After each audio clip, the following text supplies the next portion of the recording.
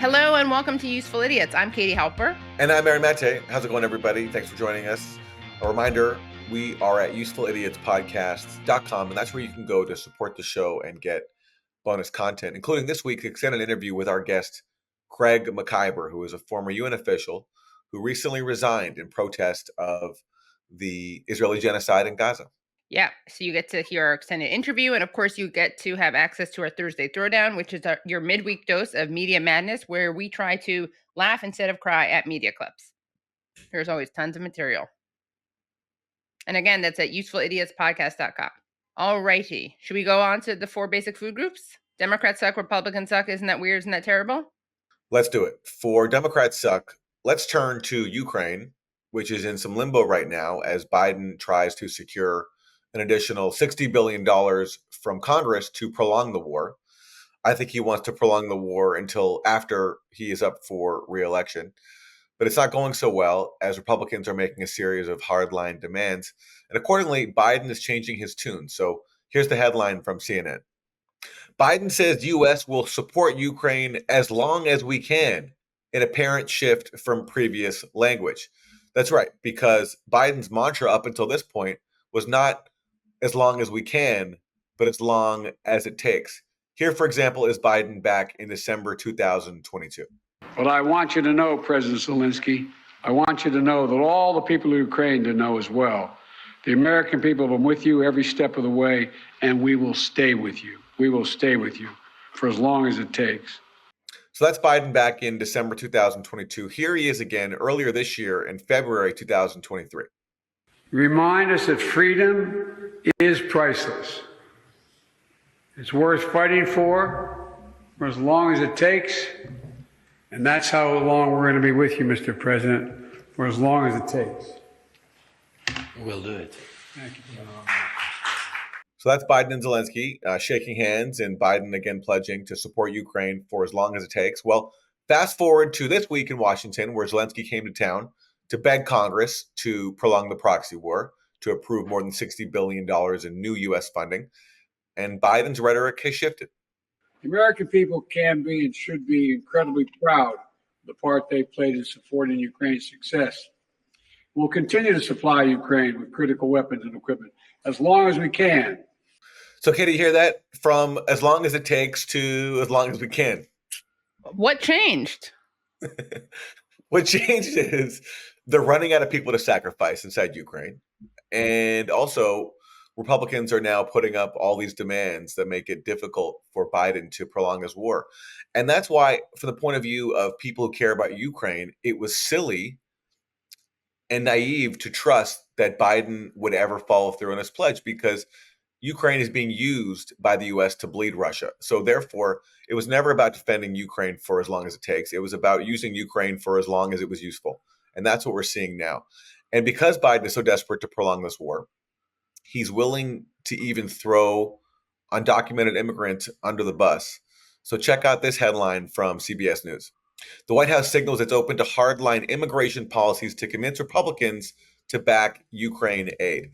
So because Biden's so desperate here to prolong this war, he is going to cave to Republicans, or he's talking about caving to Republicans on making it even harder for people to claim asylum at the U.S. border. So it was naive for Ukrainians and people who care about Ukraine to trust Biden that he meant what he said when he said, we'll support Ukraine for as long as it takes. It was also foolish, I think, for progressives to support Biden's proxy war, because now it means he's so desperate to prolong it that he will sell out undocumented immigrants even more than he already has. Right. He was supposed to be the guy who was not going to be bad to undocumented immigrants or Muslims, right?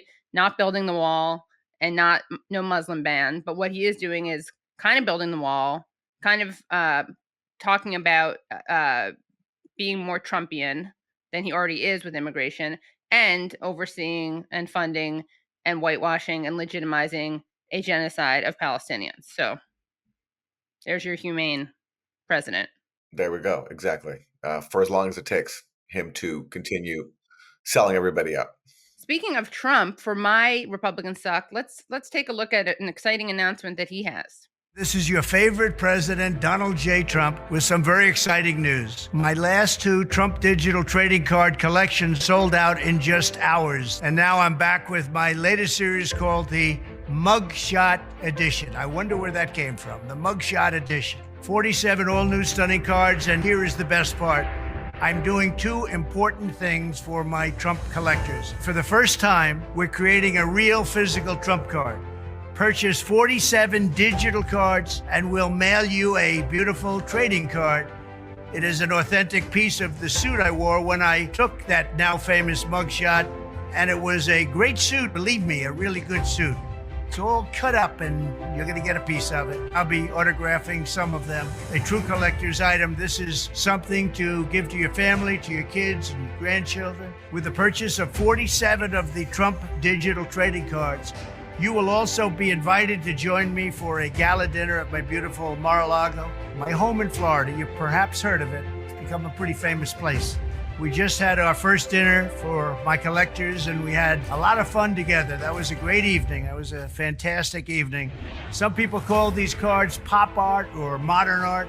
I wish I looked as good as I do on those cards. That I can tell you. They give me muscles where, believe me, I don't have them. I wanted to keep my Trump digital trading cards at the same price, $99 each. So go to collecttrumpcards.com. It's really easy to buy. I mean, honestly, I don't know if this is a Republican suck or if this is a Donald Trump is kind of a genius.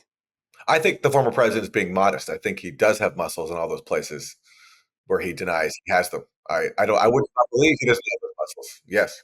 That was the one thing that I found was almost newsworthy about this announcement, was that that's not the Donald Trump that I know. He would never say that he doesn't have muscles in any part of his body. I was really surprised by this new humility. This is a new man. This is a new humble man. Donald Trump, and he is showing he's ready to return to the presidency with his newfound humility. Yeah, amazing. I was wondering how much would it's $99 a card and you have to buy 48. That's all you have to spend to have dinner with him? Wow. We could do it. Yeah. Aaron. Yeah. Does he serve Burger King and Wendy's like he did to those football players? Right. Good question. Yeah. Maybe that's why it's so relatively cheap for the privilege of dining with Trump. Yeah. What do we got for Isn't That Weird? For Isn't That Weird, we have a call for a boycott, and it has to do with Israel-Palestine. And Israel is the one committing a mass murder campaign right now in Gaza, destroying civilian life, wiping out entire families. But one prominent U.S. pundit does not want to boycott Israel. This pundit wants to boycott Taylor Swift because Taylor Swift happened to attend a fundraiser for a charity that provides humanitarian relief to Gaza. And that pundit is Megyn Kelly. And here she is calling for us all to shun Taylor Swift. A group that NGO Monitor has described as highly political, presenting a highly biased view of the Israel-Palestine war, ignoring any Palestinian responsibility for hardship, and contributing to the demonization of Israel. That is the group Taylor Swift thought it might be fun to help raise money for, attend the fundraiser for, and she owes Israelis and Jewish Americans an apology. And I hope they boycott her events until she issues it, because attending this thing was wrong. It was wrong. Do some Googling. See what they do in Gaza to gays. See about women's rights in Gaza, Taylor. Otherwise, do this when it comes to talking about those issues again. You clearly know nothing. Wow. Well, I'm sure Taylor Swift's career is over now that Megyn Kelly's calling for her to be boycotted. But what's funny about this clip, on top of the, just unhinged bigotry towards Palestinians and the notion of providing aid to them, is that Megyn Kelly's citing this group called NGO Monitor as if there's some neutral, objective source. They're a right-wing group that basically exists to police organizations that support Palestinian rights. And they're headed by this guy named Gerald Steinberg, who's reportedly worked for the Israeli government. So not exactly a neutral source. And I say we boycott. I mean, not that I was ever watching Megyn Kelly anyway, but for going after Taylor Swift for attending a charity event, I say we should boycott Megyn Kelly. Yeah. She was saying that she needs to apologize to Jewish Americans. I say Megyn Kelly needs to apologize to Jewish Americans. Hear, hear. Taylor, you're okay in our books. Yeah. So for Isn't That Terrible, we have a story coming out of South Africa. A mermaid swimming in a tank, waving at people. Then she's coming to the surface, doing the mermaid move, and her mermaid tail gets stuck in the rocks just as she's coming to the surface for air. And so what she does is she strips herself of the mermaid tail. And this is terrible for a couple reasons. One is children all over the world will now see that mermaids are perhaps not real and are actual human beings wearing mermaid tails made out of spandex. The good news, though, is that she was wearing shorts underneath it because she had to get out of that mermaid suit for her own physical safety. And if she hadn't been wearing shorts underneath it, she would have exposed herself to a bunch of people. So it's not as terrible as it could have been, but it's still terrible. The myth of the mermaid has been permanently shattered. People Right. around the world up until this point believed in mermaids, thought they were real, and this selfish person trying to protect her own safety Yes, exactly. has broken the hearts of mermaid fans everywhere. But I am glad that she's okay because, So of are course, we. So am I. Yeah, yeah, yeah. it would Even not be worth though it. it wouldn't be mermaid martyrdom, though appealing and compelling, not worth it ultimately. Definitely not. Yeah. So if you're watching this, kids, we're sorry. But it's that lady's fault for trying to save her own life. We're just the Yep. messenger. We're just the messenger. Yeah. Right. Yeah. She shouldn't have worn that tail. And that's my terrible. For this week's guest, we are joined by Craig Mokhiber. He is a international human rights lawyer who recently served as the director of the New York office of the UN's High Commissioner for Human Rights, but resigned his position over what he calls the UN's failure to stop a textbook case of genocide in Gaza.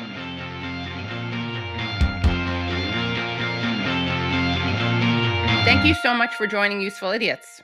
Great to be here. Nice to see both of you. So for people who don't know, can you just briefly set up what caused you to resign from the UN and issue that scathing letter that was then leaked and became a bit of a viral sensation?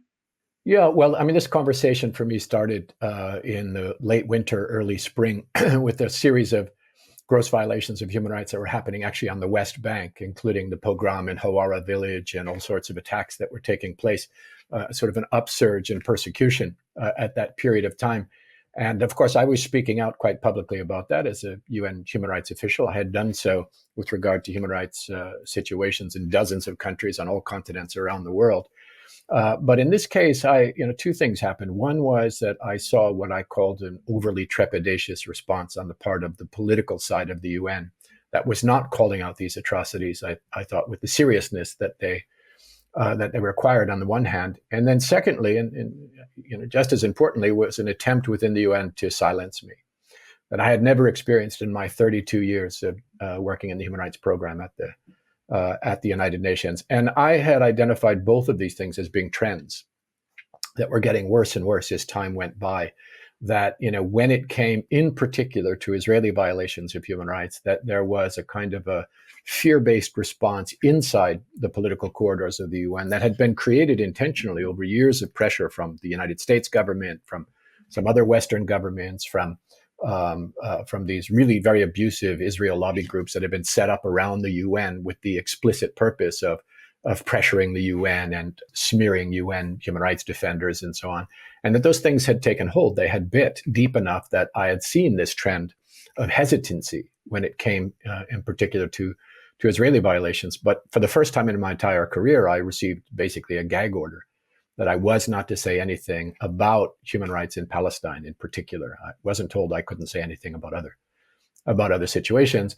And I said at that time, that's not something that I was comfortable with. And so I began this conversation by informing the High Commissioner for Human Rights, one, that I was very worried about this hesitation to speak truth to power, which I thought was the central mandate of the UN Human Rights Office on the one hand, and secondly, about giving in to pressure from powerful member states like the US and from these lobby groups that had become so abusive. And then, of course, the situation on the ground got much worse as time went by.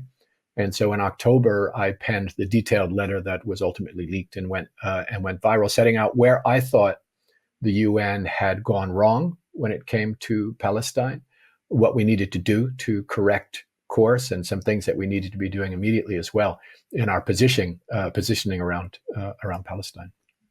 When you mention these pro-Israel, anti-Palestinian lobby groups and their tactics, how do they enforce their narrative? How do they intimidate the UN and constrain it from acting?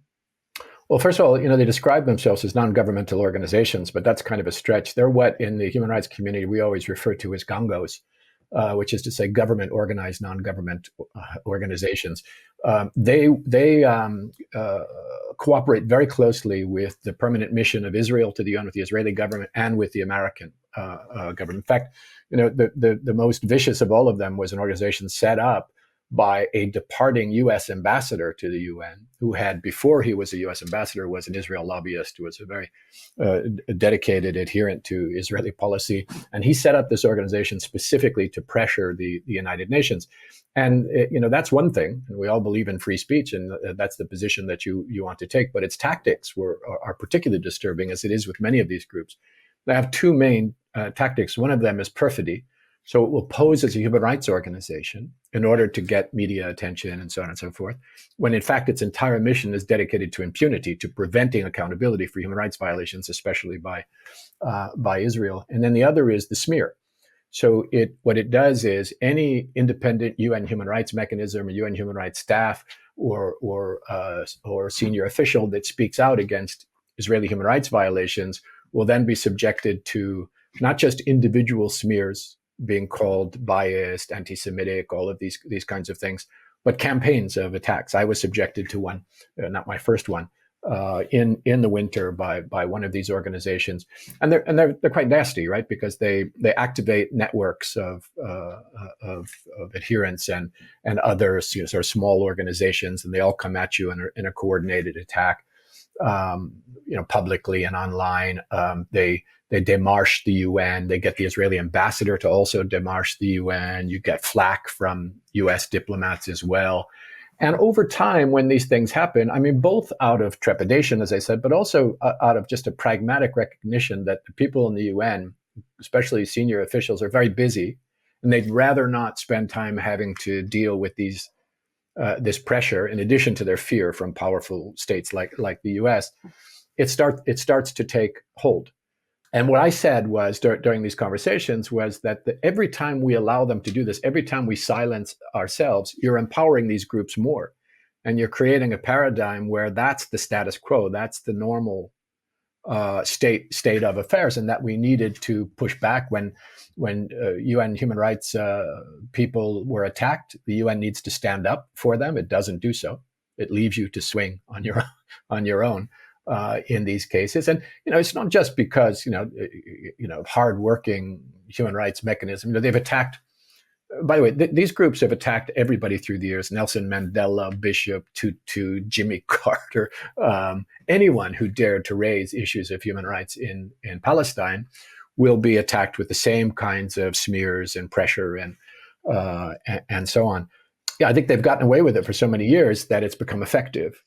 And that's what I was pushing back against. What are these groups? Some of them. I hate to even give them any publicity, but there's one that's based in Geneva.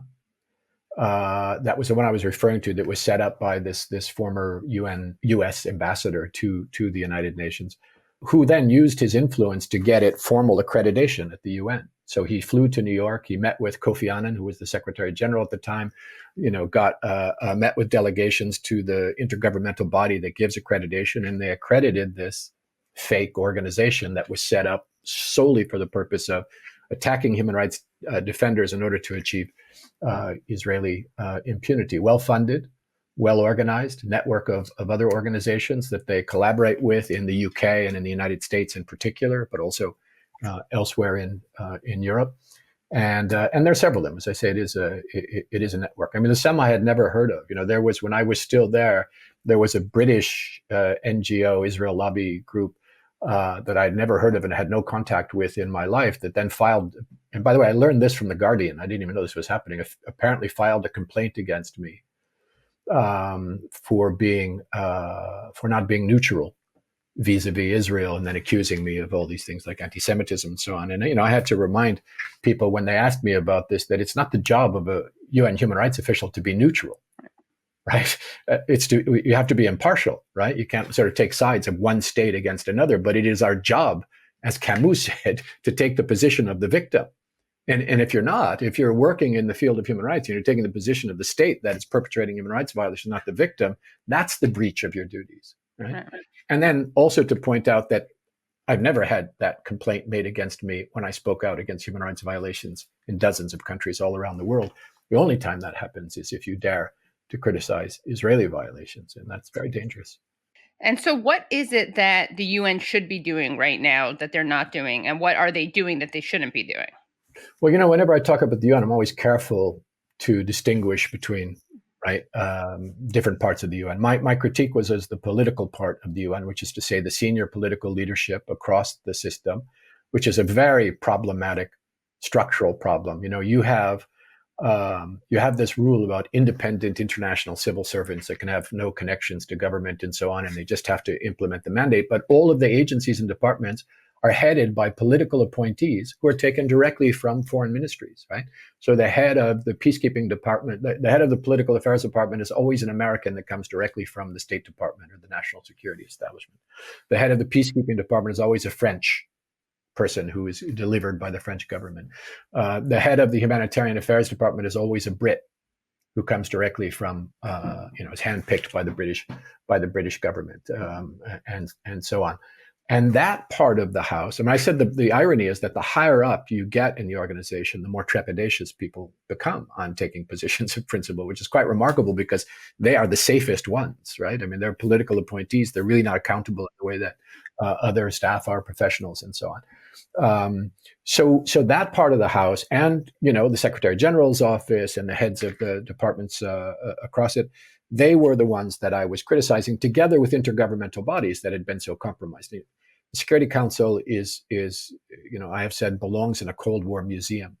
It is an entity that empowers 5 permanent members who happen to be the victors of the Second World War with a veto that is usually used to prevent any action to the benefit of normal human beings. And so the US using its veto repeatedly, in this case, using its veto to prevent ceasefire, several times now. And after each veto, thousands of more Palestinian civilians being massacred in Gaza in an act, as I have said, of complicity under international law for which the US should be held accountable. So it's that part of the House that I'm talking about. There is also in the UN others. There are these very principled and brave human rights professionals and humanitarian workers and development workers who are there because they hate poverty, they hate war, they hate inequality, and so on. And I've said they've been abandoned by the political leadership. And then you have 138 UNRWA staff, together with their families, murdered by Israel just in the last several weeks. Those people are heroes. They stayed there with their families, doing what they could to help until they were cut down in the largest killing of UN staff in the history of the organization. So those people I have no critique for, only praise. And then on the good side, the light side of the House, you also have the independent human rights mechanisms, like the special rapporteur on human rights in Palestine, currently Francesca Albanese, who's absolutely brilliant, like the Independent Commission of Inquiry on human rights in Palestine, headed by Navi Pillay, South African jurist who's been absolutely fantastic, and 2 other commission members.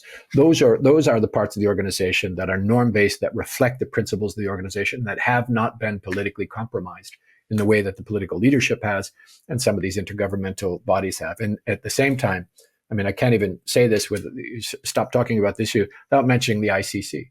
The ICC, which was going to be the great hope of criminal accountability for perpetrators of war crimes, crimes against humanity, and genocide, has turned out to be thoroughly politically captured by powerful Western states, including the US, which is not even a party to the ICC Rome Statute. And a prosecutor in Khan, who has shown himself to be absolutely, I mean, the man has to step down or be removed. He has proven himself to be so biased. I mean, the imbalance, the rapidity with which he acted on Ukraine at the request of the West, and is dragging of his feet since his appointment on a case that's been pending for years in Palestine, and his refusal to take principled action now. I mean, not only is he discredited himself so thoroughly, the problem is he's discrediting the International Criminal Court. And if they don't take action to correct that, it deserves to be discredited. So far, it's proven itself just to be a judge of Africans, but never having the courage or the principle to challenge perpetrators that come from the global North and the West. And that is, you know, I mean, that's a huge problem when you've got things like genocide taking place. In Palestine, you can't rely on those institutions. I've pointed to, Katie, when you and I talked, this historical irony that 1948 was the year that the Universal Declaration of Human Rights was adopted, the year that the Genocide Convention was adopted, but it was also the year of the Nakba in Palestine, starting in 47 and completing in 1948, and the year that apartheid was adopted in South Africa. And when you see the disconnect between the promise of those post-war institutions on the one hand and what happened on the ground in other hands, on the other hand, then you can see what's wrong with these international institutions and where the pressure needs to be brought to bear. The conduct for Karim Khan, the prosecutor for the International Criminal Court, is really stunning. So he goes recently to visit Israel to, he says, investigate potential war crimes by Hamas. He made a brief trip to the occupied West Bank, and apparently when he met with some Palestinian families of prisoners held by Israel, apparently they say he spoke almost the entire time and only gave them a few minutes to speak. And this is after, you say, he let previous cases related to Palestine just sit on his desk without taking any action. Yeah, it's absolutely shocking. And he did not and refused to go to Gaza, which is outrageous. I mean, where you have, you know, virtually every genocide scholar in the world, international human rights organizations, defenders, experts, all pointing to an unfolding genocide in Gaza. And the prosecutor of the International Criminal Court refusing to go there or even to, take up the case and looking to try to create some sort of, political balance to defend himself against any pressure, or maybe he's like-minded. I don't know the man personally, but it seems to me he has discredited himself so thoroughly. And I'll say it again, if he doesn't step down or if he isn't removed, he is discrediting the court as well. And that will be damage that will take generations to undo, if ever. It may be that the International Criminal Court, that so many civil society advocates lobbied so strongly for over a period of many, many years, it may fade off into obscurity. And frankly, if it cannot be a court based on the rule of law that holds all perpetrators accountable, it should fade off into obscurity, because then it can do more harm than good. And I think that's exactly what's happening now with the International Criminal Court. There's been, I'll give you another example. I was involved in the setting up of the Genocide Prevention Office a long time ago. Kofi Annan was the Secretary General, and Kofi Annan was feeling a sense of responsibility for the genocides that happened in Rwanda and in Srebrenica, because when those things happened, he was the Undersecretary General in charge of peacekeeping, and the peacekeepers backed off and allowed those genocides to take place. Apparently, he felt very, very bad about that. And so he became Secretary General years later, and there was going to be a huge public address at the Stockholm Forum in Sweden, where he wanted to address this issue. He wanted to apologize for the failings of the UN with regard to those. But one of his staff, a guy named Ed Mortimer, who was this sort of brilliant speechwriter and advisor, called me and he said, the Secretary General doesn't want just to apologize. He wants to do that, but he also wants to announce that he's going to do something to make it less likely that this will happen again.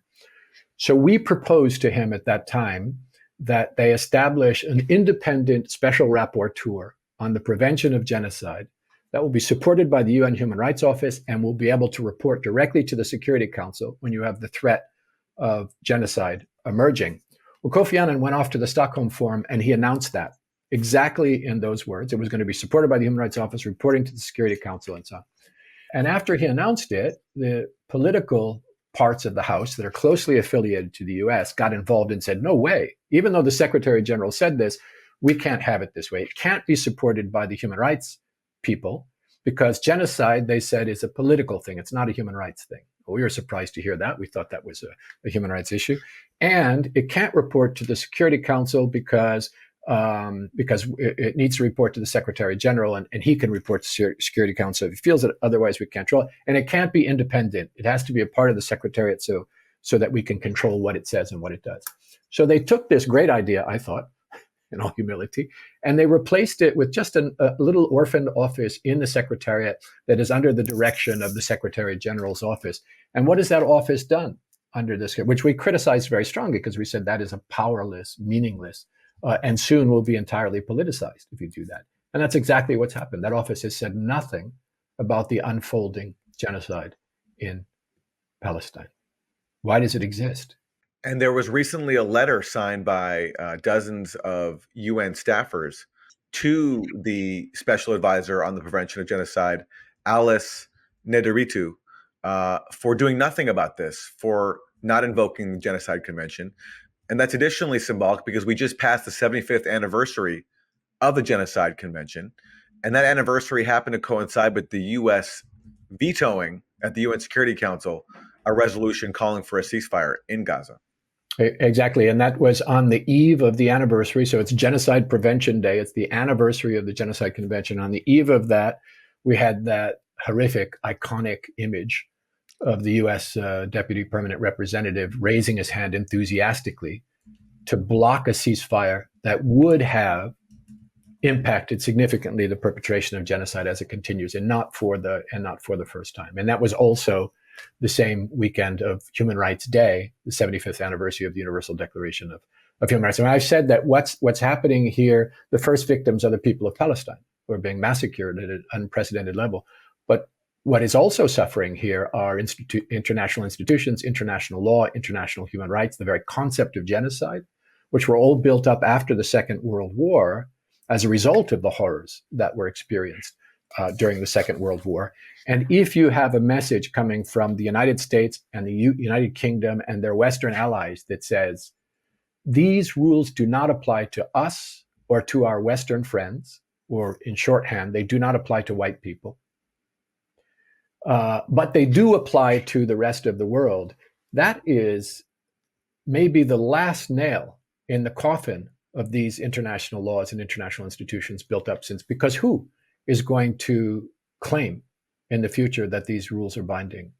The U.S. loves to talk about the rules-based international order, which is a phrase that it made up in order to avoid saying international law, because frankly, the United States has never respected international law, this framework I'm talking about, since the Second World War, and has been, you hear a lot of rhetoric in this country about the U.S. leadership on human rights in the world, and it's something that's snickered at by people who actually work internationally on human rights, because the U.S.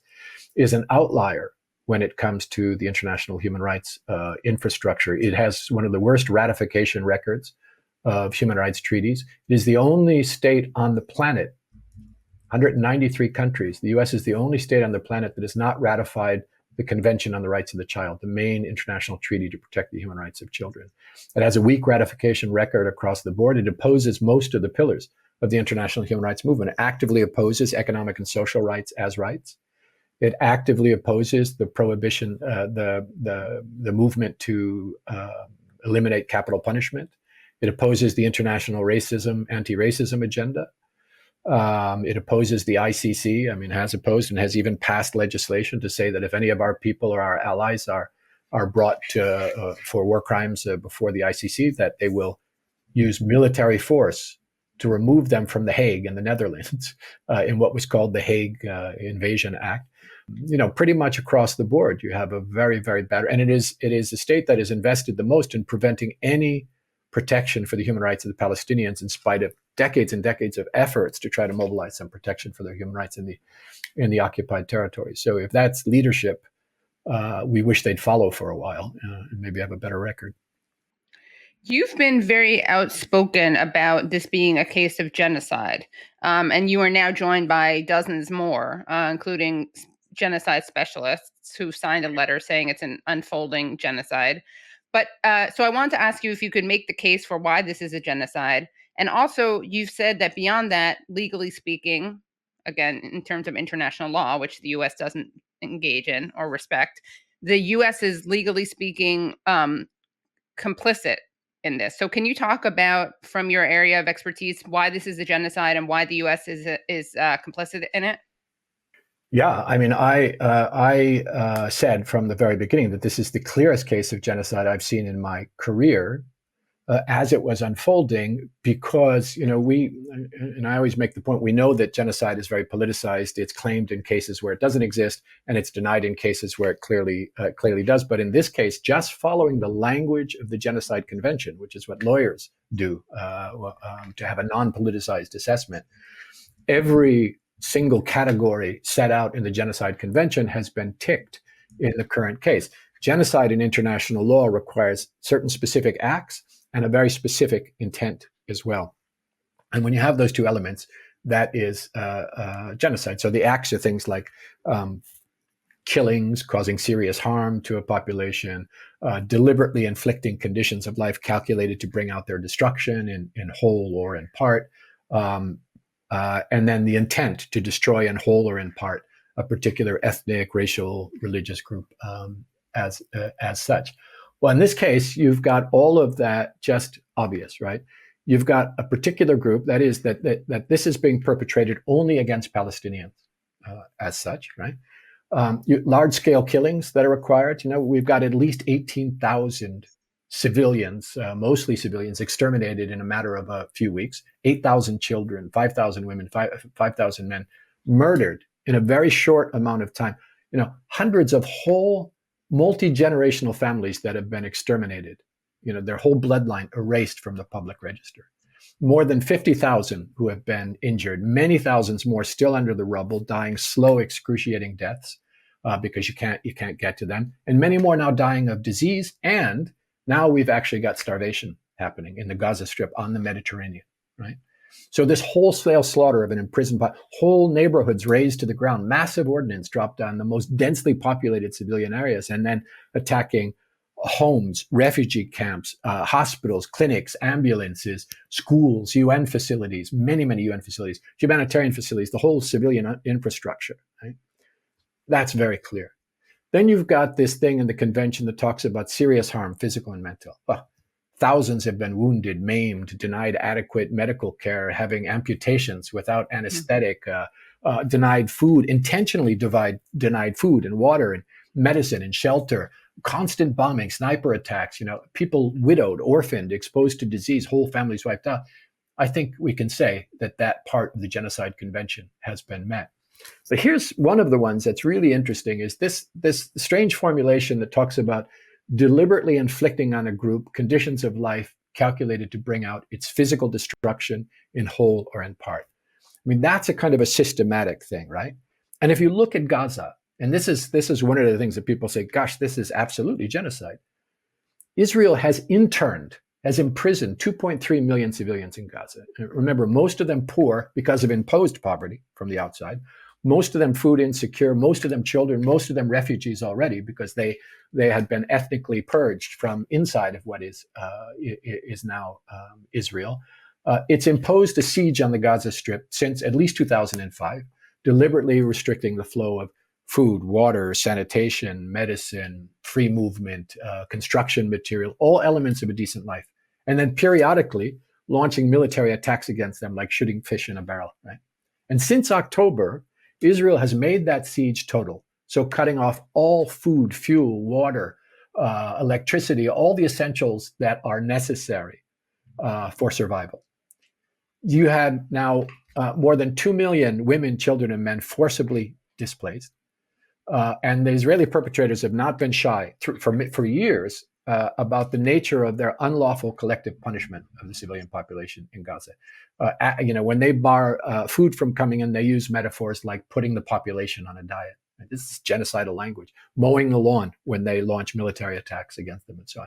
They've destroyed, as I said, homes and schools and hospitals and churches and mosques and courthouses and food production and refugee camps, UN facilities. So everything that's necessary to survive as a people in Gaza. And so, I mean, if you look at this whole interning, this imprisoning in the Gaza ghetto, the Gaza prison, for so many years with the closure and the attacks on them, it is the clearest case of Article 2C of the Genocide Convention imposing these conditions of life that we've ever seen. But even more striking than that is the issue of intent. Now, because intent is really hard to prove, is sometimes hard to prove, the International Court of Justice has said you can infer intent from conduct, right? And I mean, in this case, 75 years of ethnic purges. They have continued since, the beginning.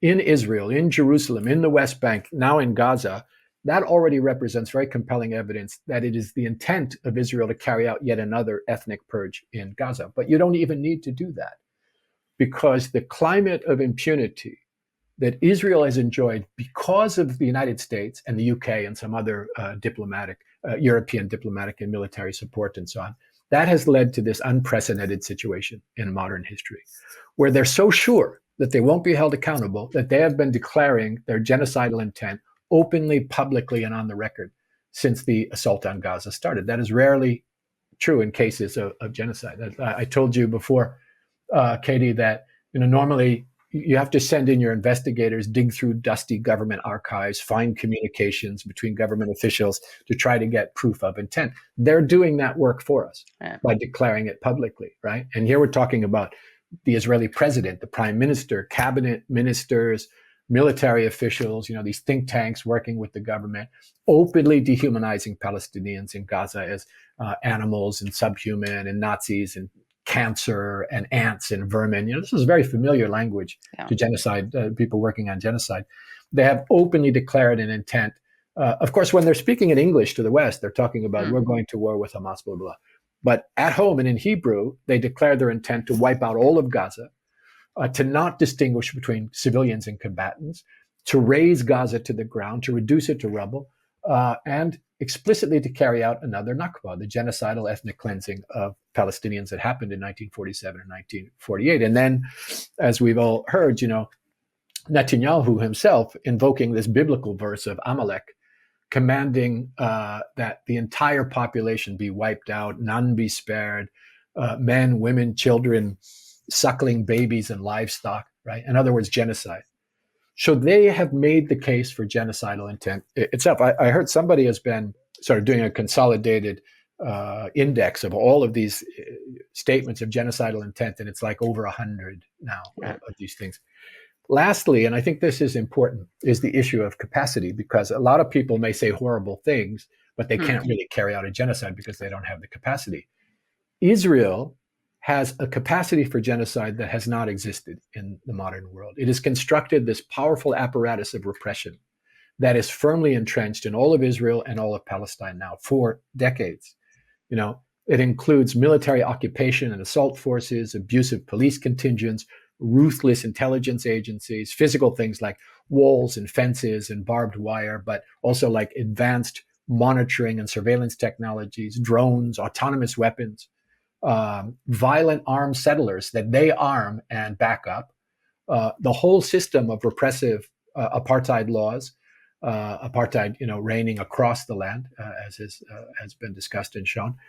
And so as a result of this, Palestinians are entirely subjugated, entirely vulnerable and exposed, forcibly contained and interned, and subject to regular attacks, both by Israeli military forces and by violent Israeli settlers. So they absolutely have the means to carry out the genocide, and it has been actively deploying all of those means in recent weeks.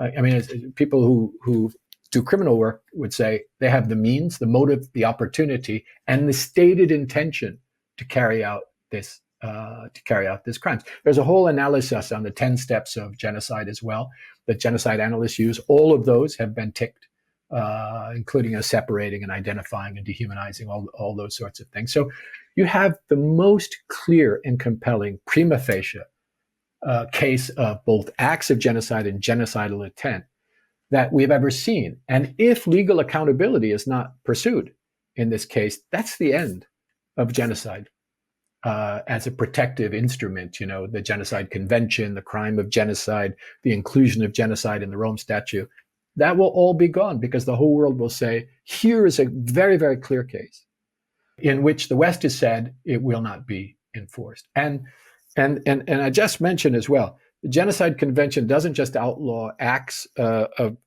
genocide, but it also imposes an obligation of prevention and an obligation to act to stop it on all states for this universal crime. And as we started to say, and you asked the question about complicity, it has a specific crime called complicity under its Article 3.